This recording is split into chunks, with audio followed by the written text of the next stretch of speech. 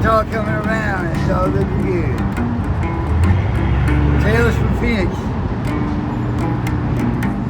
All right, so I'm here with James. Yes. James, how old are you? 58. Are you originally from Arizona? No, from California. What part of California? Santa Monica, Los Angeles area. I'm from California as well. Is that right? Yeah. Mm-hmm. Yeah, Riverside County. Riverside, yeah. So, what brings you out here, James? Well, I originally came out to Lake Havasu City because my mother has a house out there, and my brother has a house out there, along with my other brother. So I had some family out in Lake Havasu City. So I decided to change up what I was doing and come on out to Arizona. And how you like it so far? Actually, you know what? I like Phoenix a whole lot. I really do. I like Phoenix, you know. And I'm pretty sure I'm going to stay here. James, are you homeless right now? Yes, I'm homeless. How long have you been homeless? I've been homeless since the beginning of this year, so about 8 months. 8 months? Yeah. And how did you end up homeless? We had an apartment in which we had too much traffic going in and out, they said, and we were able to win the first eviction, but the second eviction they were able to get us out. And that was some apartments here in Phoenix? Yeah, right here. I forgot to say, I was in Lake Havasu. I went to prison from Lake Havasu, and I had never been to Phoenix or Tucson, and that's were my two options. Leaving prison, I had to go to one of those cities to live in a halfway house. I couldn't go back to Mojave County, so I chose Phoenix. And I actually like it. I like the choice. And James, do you have a substance abuse problem? Yeah, I'm pretty much what you call a garbage can. I do almost anything you have. What kind of drugs you do? What do you got? Okay. Yeah. So you even mess with the blues? Yeah. Yeah. See, when I was in Los Angeles in Havasu, I was a heroin addict coming out for 15 years. And I was able to stop all that going to prison and coming out. But the blues caught up to me. I was introduced to the blues, and they were pretty much like the heroin, so I liked it. So it was a pain relief for me, and it kept me going, and I liked it, so I fell right back into it. So what would you say is more dangerous, the H or the blues?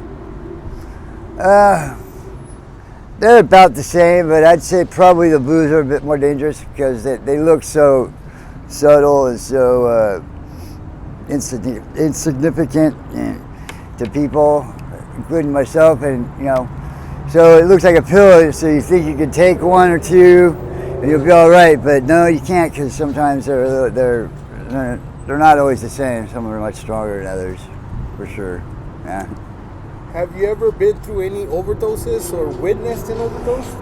Yes, I have been through an overdose, and here recently, someone I was with who just tried the blues, I think for the first time after drinking some alcohol, which might be the first time they try it because they're drinking. Yeah. So he went out and he wouldn't wake back up, and then so bad to where he wasn't stopping to breathe. I had to give him CPR. And at the same time, I had to go call the ambulance. So I had to leave him, go call the ambulance, come back, and give him CPR again. And I didn't know if he lived or not, but I found out 2 days later he lived, because I went back over and he was there. So he lived through it. So nobody had any Narcan on No, not that time. Not that time. But here recently, right down the street here, someone needed Narcan and we had it for him. And it works. That's for sure. Give them 2 squirts of that, and they have the injection ones also. They work. Yeah. So Narcan it's a good thing to have, but if you don't know where it is, it's no good to you. Mm-hmm. So if it's not with you or not in your medicine cabinet, right where you know where it is, then it's really no good. You know? And how do people get a hold of that out here? You can ask like a CBI that comes around here, Community Bridges. You could ask them for them when they come around their cars, or else there is little pamphlet, and you can call in, and someone will send them to you, I believe. And check around. Some people will give you one, but it's good to have one with you. But it's hard to carry with you, and always remember to have with you. Right when you need it is probably when you won't have it. You know. So it seems like. And James, what do you do out here to survive, man? I play guitar here, luckily, because it gives me time to practice. And while I'm practicing, try to get a little bit of money together. I do that as tax-free money, you know. And I do pull down a check every month. And I failed to mention that when I lived in Los Angeles, I worked 15 years for one company. So I'm 58 now, so I'm ready to collect my 401k. So I'm waiting for that actually right now. That's good. So actually, next week, Friday, October 1st, I might be able to stop what I'm doing here if I got my check. It would be about. That's good. Are you planning to get another apartment? No, not an apartment, but I do want a rehearsal studio. And I want to get some equipment and start playing electric guitar, because I haven't had a chance to play electric guitar in a long time where I can play loud and not disturb anybody. So there's a Red Rico's down here where they have practice halls and studios and rehearsal halls that are all foamed out, and it's a good place to play. It costs $250 to $500 a month, so that's what I'm going to do. I plan to get it 24-hour access. As far as getting a place to live, I haven't decided how I'm going to handle that yet. When you were in California, what kind of work did you used to do? I was a truck driver for, the Daily Breeze in Torrance. It's like, they do the San Diego Union Tribune, and also they do the San Francisco Chronicle. So I worked for the newspaper. Okay. I worked sometimes in the press room where we're putting the papers together, or most of the time I was working when they came off the conveyor belt onto the truck and then take the truck to the distribution center. I did that for 15 years. So. Do you plan to ever go back to California?